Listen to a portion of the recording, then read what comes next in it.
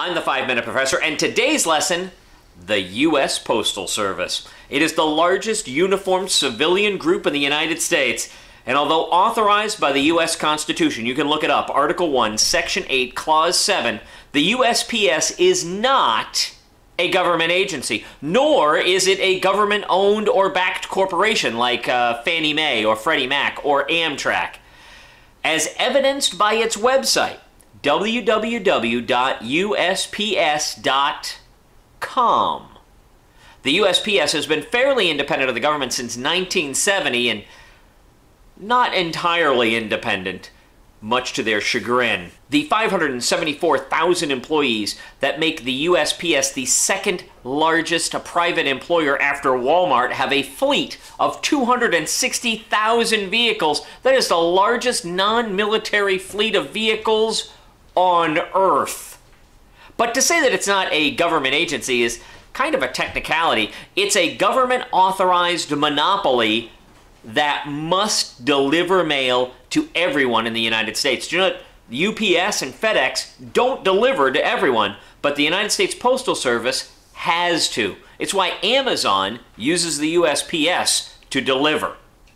This government-authorized monopoly is run, more or less, by a board of governors that's appointed by the President of the United States and approved by Congress. The 10 governors select a non-board member as Postmaster General to act as the CEO, and another deputy to act as COO of the U.S. Postal Service. The actions of the Board of Governors are overseen by the Postal Regulatory Commission, or the PRC, which is also political appointees who approve rate changes and policy. But even they can be trumped by Congress. The Postal Accountability Act of 2006 forces what is ostensibly an independent company to overfund its pension for 50 years worth of expected costs. That's $115 million a week, and it cannot use its savings to reduce its debt, which any other company would want to do. As a result, today, its pension fund is overfunded by $7 billion, and it owes $8 billion. So when you hear the Tea Party folks say, hey, the Postal Service is a terribly run company and nothing the government does is any good, first of all, the U.S. Postal Service is not run by the government, it's just screwed up by the government. That's government's only job with the Postal Service, to screw it up. Two, of course, it's not really screwed up. In spite of what Congress has done, it still does its job incredibly efficiently.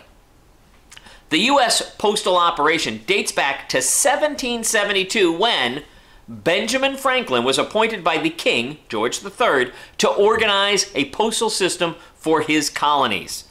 Little did he know that 4 years later they'd say, hey, we're getting the mail, let's split. He created a hub system that is similar to what is in use today back in 1772. By 1869, mail was sorted on trains while they were moving from city to city. In 1896, rural free delivery was added.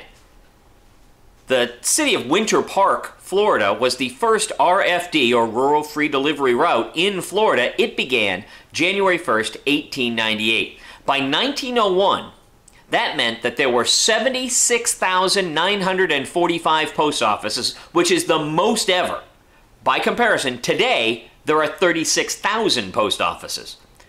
U.S. Postal Service began delivering parcels in 1913. The Parcel Post program was renamed in 2013 as Parcel Select for businesses and Parcel Post for individuals. One of the first law enforcement groups in the United States was the U.S. Postal Inspection Service. The staff of 4,000 includes about 1,200 investigators who police suspicious packages, mail fraud, and theft by non-postal employees. Postal employee theft is handled by the Office of the Inspector General. The U.S. Postal Inspection Service has had 13 agents, inspectors, and managers die in the line of duty, which is fewer than the number of Secret Service agents who have died protecting the President of the United States. Perceptum, Quispium, Damnatium. Learn something, damn it! I'm the 5-Minute Professor, and thank you very much for listening to today's lesson. If you have any comments at all, please put them in the comments section down below. And of course, like it and subscribe to the channel.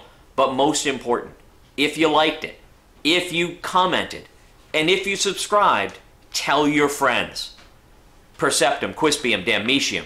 Learn something, damn it.